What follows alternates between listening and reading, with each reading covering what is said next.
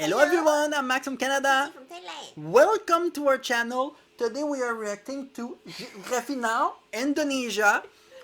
It's gonna be an amazing reaction, I'm sure, because this is gonna be so interesting. Geography Now is an amazing channel. It's one of our favorite channels and it's so exciting, so we cannot wait any longer. Yeah. Okay, let's get started. Hey, everybody, so if you don't know anything about Indonesia, basically all you have to know is that it's kind of like the Hawaii of the Muslim world, but it's like huge. It's like the biggest state, and with orangutans. And that's it, just no punchline. Just go to the intro song. It's time to learn geography now! Hey everybody, I'm your host Barbie. So as some of you know, I've been to Indonesia one time on one island for like 3 hours. I ate one dish, so basically I'm like the Indonesia expert, right? Well, if not, I'm kind of like the only guy on YouTube doing full profile videos like this, so for now, you'll just have to kind of deal with me for like the next 12 or so minutes. Woohoo! Default! Alright, so again, if you don't know anything about Indonesia, it's basically like if the Middle East and South Asia had an incredibly colorful, loud, somewhat explosive set of babies. Like thousands of them. That doesn't really help. First of all, Indonesia is the world's largest archipelago nation, located right where the Indian Ocean meets the Pacific Ocean, on the incredibly clustered set of islands, making 6 countries known commonly as Nusantara, or the Malay Archipelago.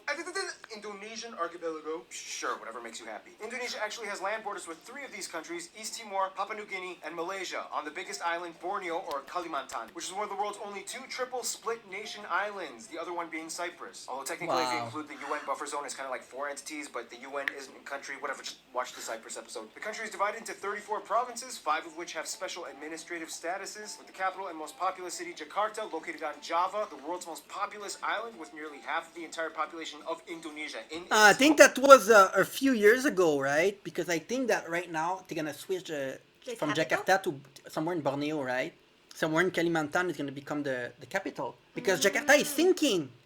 There's water now, and the water level is getting too high, so they're gonna relocate people, and it's gonna become somewhere in Borneo, and Kalimantan is gonna be the new capital, I think. Yeah, that look mainland though. Please tell us more about Yeah. that. Actually, I think it's news from like 6 months ago or something. Java, the world's most populous island with nearly half of the entire population of Indonesia in it. The largest cities after Jakarta are Surabaya and Bandung, both located on Java Island, and Medan, located on Sumatra. Jakarta Soekarno-Hatta International, Bali's Ngurah Rai International in Denpasar, and Surabaya's Juanda International. Now here's where things get a little speculative. Today, there are still arguments claimed as to exactly how many islands Indonesia has. The National Coordinating Agency for Surveying and Mapping says Indonesia has about 13,500. The National Institute of Aeronautics and Space Agency says that it has about 18,300, whereas the Indonesian government claims about 17,500. But whatever the point is, there's a lot of them. Over 8,800 have names, and over 900 of them are permanently inhabited. You would think they are the country with the most islands, but surprisingly, Finland and Canada beat them. But a lot of their islands are kind of like boop-a-doop, little islands in the lakes, so does it really count? I guess. Now let's talk about the 5 special administrative provinces. They are Aceh, Yogyakarta, West Papua and Papua, and the capital Jakarta. Now, no surprise, the capital Jakarta acts as its own political entity. Lots of countries do that. But what about the others? First, Aceh. Aceh is kind of like the black sheep of Indonesia. It's the only province in which Sharia law is fully implemented. Also, they kind of have like a ton of oil, so yeah, they've kind of asserted a very independent ideology that sets them apart as... Actually, this province is a lot of Controversy. Controversy. Yeah, I know. Political, Because there was scandal. I think it was an Asian Buzz video where someone had sex with his daughter, and he was saying his daughter to the neighbor, and it was like underage marriage and stuff like that going on. And some people were trying to leave that as a province or something because there was some controversy around that a while ago also. Autonomous from the rest of Indonesia. Then you have Yogyakarta, which is the only region that is still governed by a pre-colonial monarchy. The Sultan of Yogyakarta, who acts as a hereditary governor. Otherwise, we get the 2 Papuas, which collectively used to be the province called Irian Jaya, but then in 2003 they got split into 2. Basically, this is the place that has the least in common with the rest of Indonesia. It has a culture and background closer to their cousins across the border in Papua New Guinea. So then why is this part of Indonesia? Well, long story short, Indonesia was basically like, well, now that we have our full sovereignty, we get everything that the Dutch colonized. colonize. But the people of Papua were not too happy, so then Indonesia was like, all right, we'll give you a vote to stay or leave. However, we would strongly implore you to make the right decision. So they voted to stay in. A lot of people complained. There's still some current opposition, and to this day, the area has a relatively high level of autonomy, and the government kind of just leaves them alone, except for when it comes to mining for resources. Oh, and the South Maluku area also kind of has like an independence dispute thing kind of going on, but the major opponents to the Indonesian government are primarily based in the Netherlands. Then you have the strange Riau Islands, which look like they should belong to Malaysia, but they don't, even though they have a strong Malay-derived culture. Then you have the Ambalat Sea Block, which has a ton of oil that both they and Malaysia argue over. So that essentially covers most of the administrative divisions of Indonesia. Some of the most notable spots of interest in Indonesia might include the National Monument and Museum, Royal Keraton Yogyakarta Palace, Ratu Boko, the Magalang and chicken-shaped churches, Borobudur, disputed to be the largest Buddhist temple in the world, Wow. Maimun Palace, the Taman Sari Underground Mosque, the Equator Monument, the Pura Ulun Danu Bratan Lake Temples. I try to say that 5 times fast. Pura Ulun Danu Bratan. Oh my gosh, good. The But Millennium let me Bridge, say it. Sacred I want to say that. I try to say that 5 times fast. Pura Ulun Danu Bratan Pura ulun danu baladan. Lake. The Millennium Bridge, the Sacred Monkey Temple, the Hellmouth or Elephant Cave, 7-story pagoda of Cebu, the smoked mummy villages of Aikim and Jiwika in Papua, or if you're lazy, you can just go to the Taman Mini Indonesia Wow. Indah Park, which kind of has like a bunch of replicas of all the famed sites in Indonesia. Oh, and keep in mind, there's Dutch colonial-style buildings all over, too many ancient temples and pagodas to list, but no matter how many buildings and landmarks are built, they will never compare to what Mother Nature has done, which brings us to... Oh boy.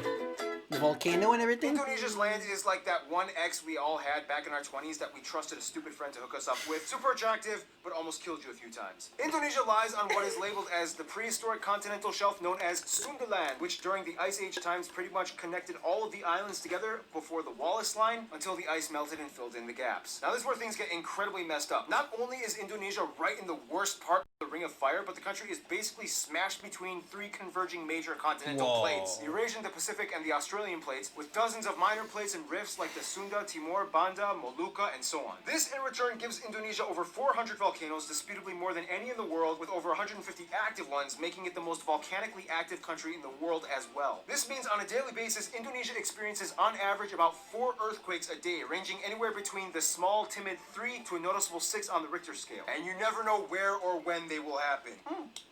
Impressive. Nonetheless, volcanoes can be a good thing, especially when concentrated close to the equator, as the warmer Was it humid Chile or climate something? allows Peru? moisture and minerals to coalesce, creating some of the most fertile land on the planet. This is why places like Hawaii and Iceland are so radically different despite both being volcanic islands. In the end, Indonesia got blessed with a flourishing abundance of flora and fauna, the second highest concentration in the world after Brazil, Wow. many of which being endemic species like the Rafflesia arnoldi and the Titan arum, the largest flowers in the world, which each smell like rotting corpses. And at over 180, they also have the highest concentration of mammals out of anywhere in the world. Nonetheless, the national animal is actually a reptile, the largest in the world at 3 meters long, the famous Komodo Ah, yeah, dragon, this which you can one. find a bunch of... Why does it look like a dog from the picture? No, it's not. It No? look like the reptile. I think I've seen that in Thailand too, right? We don't have it. It's It- only one in the. They call Komodo dragon, something like Ah. that. You saw. We it don't on- have something similar in Thailand?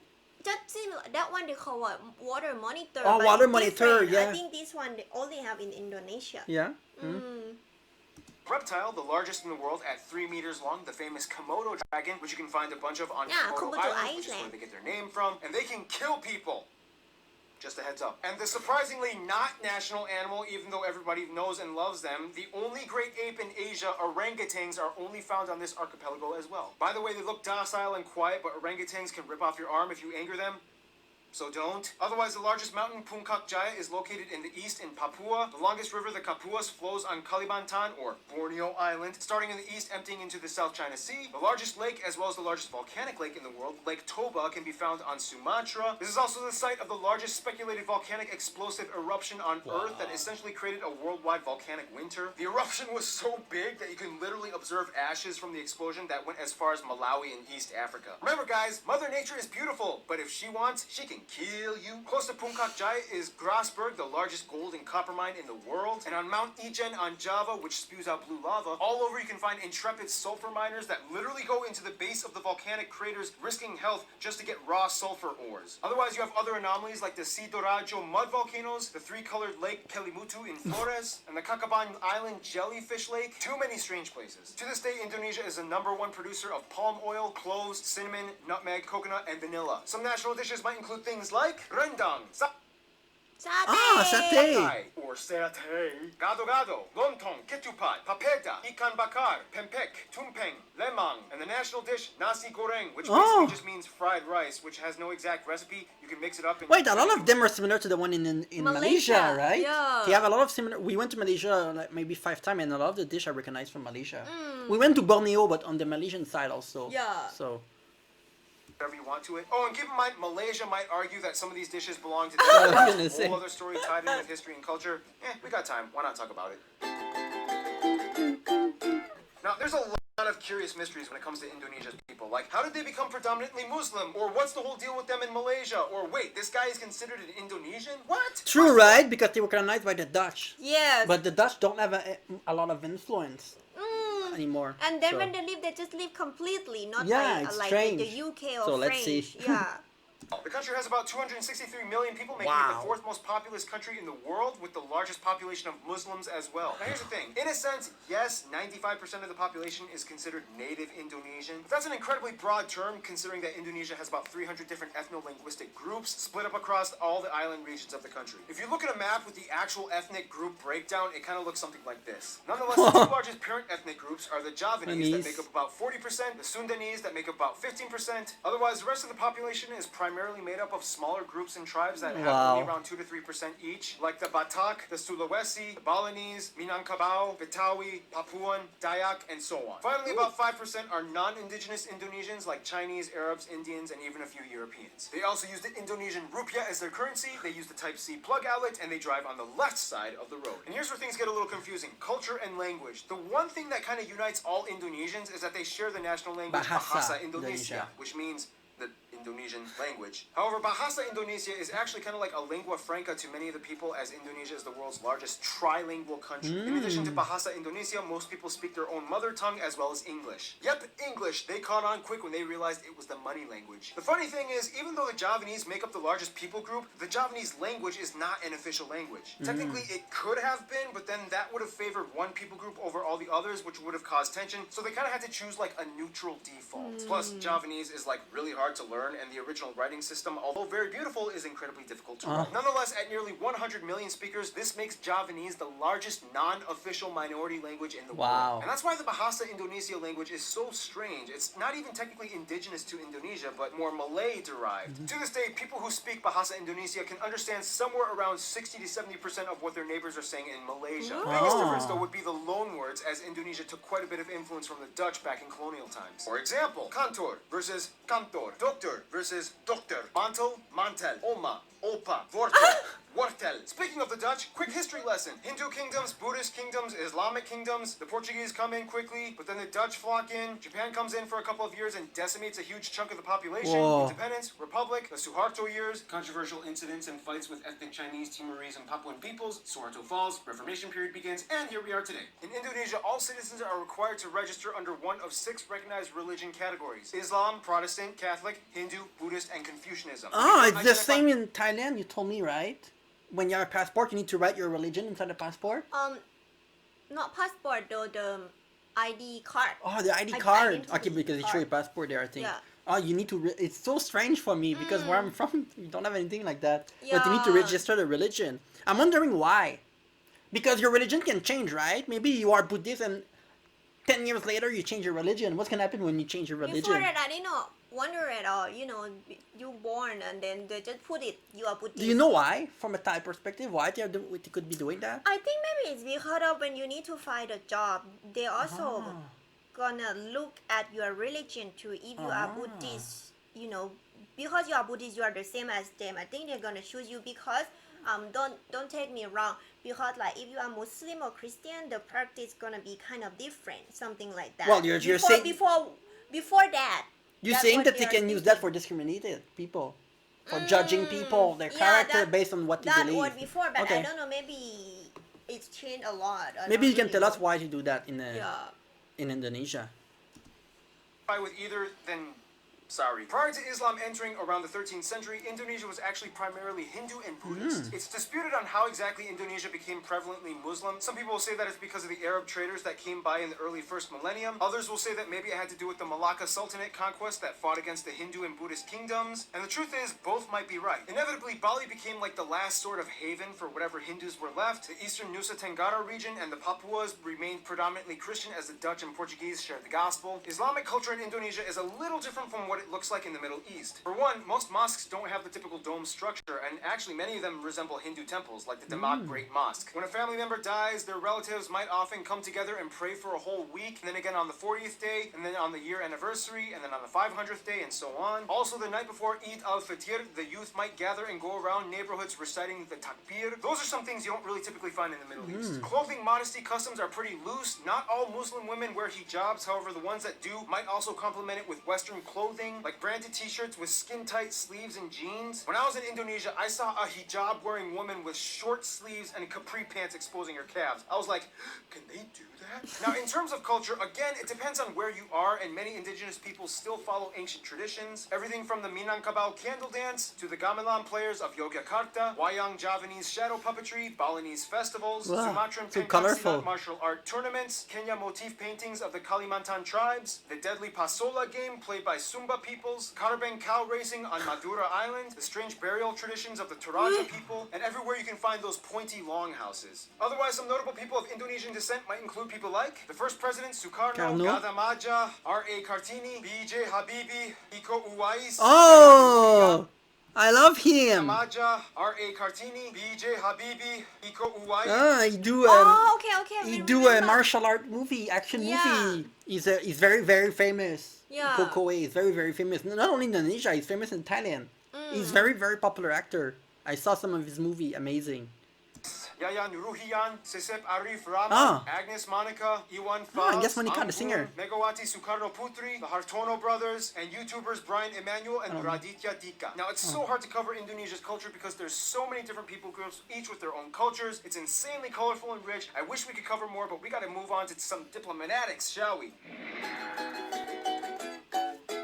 Okay, so Indonesia is basically like the kingpin of Southeast Asia with the largest population and economy, as well as being a member of the G20. Therefore, they know how to manage relations. First of all, the rest of the Muslim nations in the Middle East generally get along with Indonesia as they see them as kind of like their strange Asian cousins. Indonesians make up the largest group of pilgrims for the Hajj in Mecca. However, there has been some controversy with Saudi Arabia in regards to migrant worker abuse and death sentences. Since then, Indonesia dramatically decreased its expat programs. The US, the Netherlands, and Australia are kind of like their biggest non-Asian supporters. In addition to trade and business, the US played a huge role in Indonesia's independence, and they worked closely during Cold War times. The Netherlands still holds close ties to Indonesia despite post-colonial bitterness. Plus, tons of Indonesians live in the Netherlands. To this day, they have the second largest population of Indonesians outside of Indonesia Wow. after Malaysia at nearly 2 million. Australia gives some of the most aid to Indonesia, especially after catastrophe incidents. And even though there are some controversies involving immigration and attacks on Australians abroad, they still share close ties generally. Now, Indonesia and Malaysia are kind of like the Colombia and Venezuela of Southeast Asia. They're like the twins separated at birth and have a strange love-hate relationship. Malays accuse Indonesians of stealing their culture and language. Indonesians accuse them of not being grateful for all their help during war times. But when they actually meet up as people, it's like they're totally brothers. Nonetheless, most Indonesians I talked to have said Japan is probably their best friend, which is funny because Japan kind of really messed things up during Yeah, right. World War II. Nonetheless, they've moved on, and today Japan makes up the largest export partner. Tourists flock in year-round, and the two have been building each other up for over half a century. Wow. In conclusion, Indonesia's people are very much like their islands, numerous, with lush, colorful, strange diversity. Sometimes a cyclone, earthquake, or volcano of controversy erupts, but at the end of the day, they still flourish together as one. Stay tuned! Yeah, I really love it. You know,